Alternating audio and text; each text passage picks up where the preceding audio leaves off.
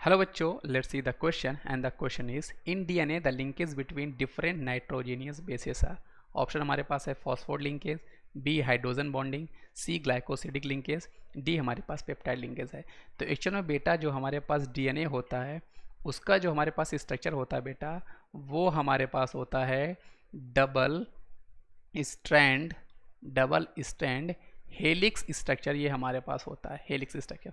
अब इसका कहने का मतलब क्या है बेटा कि यहाँ पर एक्चुअल में होता क्या है, हमारी जो दो न्यूक्लिक एसिड की चेन होती है, दो न्यूक्लिक एसिड की जो हमारी चेन होती है बेटा, यहाँ पे ये क्या होते हैं, जो आपके नाइट्रोजीनियस बेस होते हैं वो आपस में हाइड्रोजन बॉन्डिंग के द्वारा जुड़े होते हैं, है ना। तो इसलिए इस क्वेश्चन का सही जवाब हमारे पास क्या हो जाएगा बेटा, ऑप्शन नंबर बी हो जाएगा। डीएनए का स्ट्रक्चर हमारे पास डबल स्ट्रैंड हेलिक्स होता है बेटा।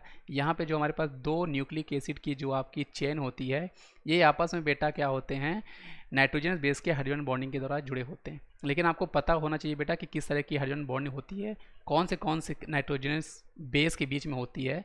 तो यहाँ पे होता क्या बेटा, एक्चुअल में आपका जो एडेनिन हमारे पास होता है, एडेनिन क्या करता है बेटा, ये हमारा थायमिन के साथ बेटा आपकी बॉन्डिंग कर रहा होता है, थायमिन के साथ कर रहा होता है। ऐसे ही हमारे पास जो बेस होता है बेटा साइटोसिन, जो हमारे पास साइटोसिन बेस होता है वो आपकी बॉन्डिंग कर रहा होता है गोनानिन के साथ, है ना।